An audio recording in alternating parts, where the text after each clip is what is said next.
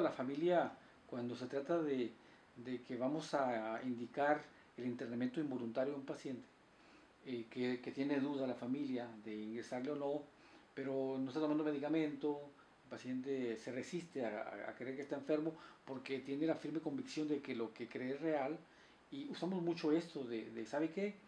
Su familiar está sufriendo mucho porque realmente cree que lo están siguiendo, realmente cree que se están burlando de él. Claro. Entonces merece ser atendido. Eso es lo que tenemos que transmitir, exactamente.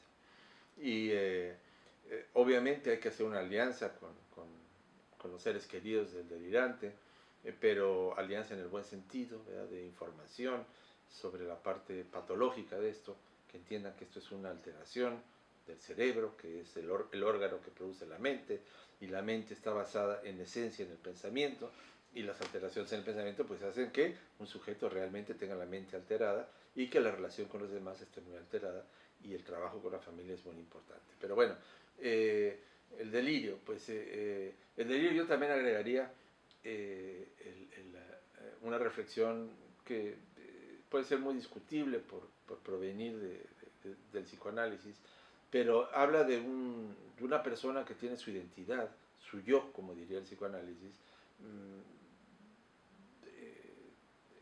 hecha como un rompecabezas que se cayó al suelo, y que lo organiza como puede, y lo hace a su manera, y depende eso de factores moleculares, químicos, eléctricos, muy complejos, su historia misma, ¿verdad? Alguien va a delirar, obviamente, en base a su historia, lo que conoce, lo que sabe, no lo saca de la nada, es como los sueños, uno sueña lo que tiene registrado, puede combinar cosas y aparecer como algo muy original, sin embargo, es lo que tiene en su, por decirlo así, su diccionario, ¿verdad? Mental. Entonces, el delirio está construido de eso, y se ve a una persona que está agarrada, atrapada de eso, inamovible en eso, y cuando, paradójicamente, cuando se les cuestiona el delirio, entran en crisis. Algo muy interesante también puede ser la relación que tiene con las alteraciones de la percepción.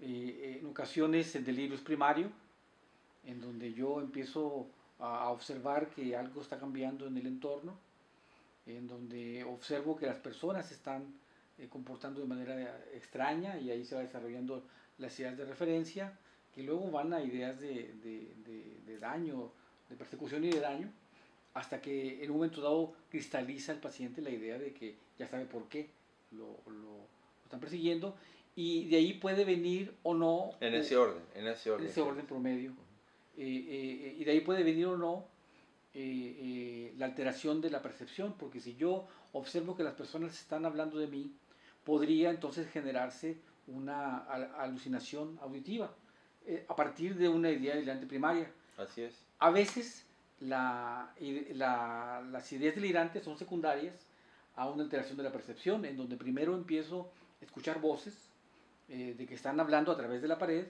y de ahí le doy una interpretación delirante a las voces. Y entonces ya la idea delirante es secundaria a la alteración de la percepción. Y viceversa, ¿verdad? La idea delirante puede dar lugar a alteraciones en la percepción, en donde, por ejemplo, alguien puede tener un delirio que los que van en un carro rojo lo están persiguiendo, y obviamente observa la calle, obviamente van a pasar carros rojos, y obviamente va a interpretar esa percepción delirantemente, y va a hablar de que en tal cruce, ¿verdad?, hay más carros rojos, y por lo tanto, Claro. etcétera, etcétera, etcétera. Son pseudoalucinaciones, sin duda, no son alucinaciones, pero es una interpretación delirante de la realidad que compromete inclusive lo que se está percibiendo, ¿verdad?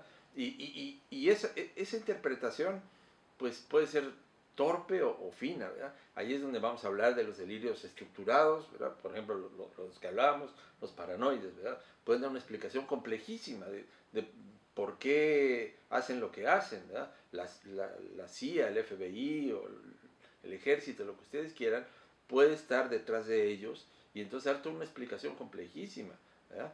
Depende de su creatividad y de su cultura, ¿verdad? A veces escuchamos delirios altamente estructurados, diríamos. Pero hay alteraciones como la esquizofrenia. La esquizofrenia, en ciertos tipos, como la llamada en la psiquiatría clásica, la hebefrénica, ¿verdad? Esa esquizofrenia en donde los delirios son pobremente estructurados o mal estructurados, en donde hay ideas saltadas, disparatadas, fueras de lógica, pero no están entre sí conectadas, no está estructurado el delirio. Sí, algo que también puede llevar a una confusión, sobre todo ante clínicos poco expertos, poco inexpertos, es cuando un familiar nos relata lo que está sucediendo con su paciente y que nos dice, ¿sabe qué? Lo que pasa es que yo creo que mi hijo o mi familiar está alucinando porque él ve persecutores en todas partes. Y realmente las personas existen y es una interpretación de la conducta del otro lo que hace que el paciente crea que lo persiguen, pero las personas sí existen.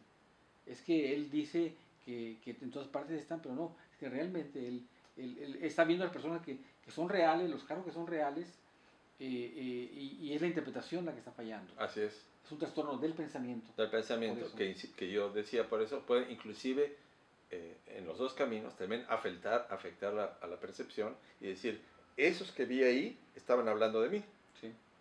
Y oí que dijeron ese pelón, por ejemplo, en mi caso, ¿verdad? Sí. Y estar seguro de eso y adjudicarle a esa conversación, a esa percepción, una interpretación delirante, ¿verdad? Y muy interesante en un delirio paranoide, en donde yo ya estoy seguro de que ese pelón es el que me está persiguiendo, que puede darse esto de perseguir al persecutor. Claro. Que ahí es donde se complican las cosas, porque luego Claro. el paciente toma conductas que pueden ser beligerantes en su momento, ¿no? Vamos a hablar de delirios específicos, no todos, es muy grande realmente, es muy grande la semiología de los delirios, sobre todo si tomamos la psiquiatría clásica, ¿verdad? Hay delirios que tienen nombres propios inclusive, pero hay delirios en donde efectivamente de perseguidos se convierten en persecutores, como bien dices, los delirios querulantes, que le llamamos, ¿verdad? Que es cuando están convencidos de que tienen la razón en un pleito, en un terreno, lo que ustedes quieran, por ejemplo, la patente de algo, ¿verdad? Real o imaginario, y los puede llevar a la acción, ¿verdad? Lo que los psicoanalistas llamamos pasaje al acto, ¿verdad? Hay delirios muy específicos que vamos a mencionar, como el delirio erotomaníaco, ¿verdad? Ahí la descripción clásica de Clérambault sigue siendo al pie de la letra. Han pasado más de 100 años y ahí está al pie de la letra. El delirio erotomaníaco, el perseguidor se convierte en persecutor porque llega un momento en que la persona primero delira que es amado por alguien, que un artista que ve en la televisión dijo tal palabra y era dedicada a él, ¿verdad? O a ella, da igual, y por lo tanto tiene que corresponder y entonces trata de ponerse en contacto. Son los famosos casos que vemos en la televisión, que agarraron a alguien metiéndose a la casa de un artista, etc. Y finalmente acaban acosando, inclusive hasta hay homicidios, porque se convierten tan persecutores que el objeto delirante se convierte en un objeto de hostilidad, ¿verdad?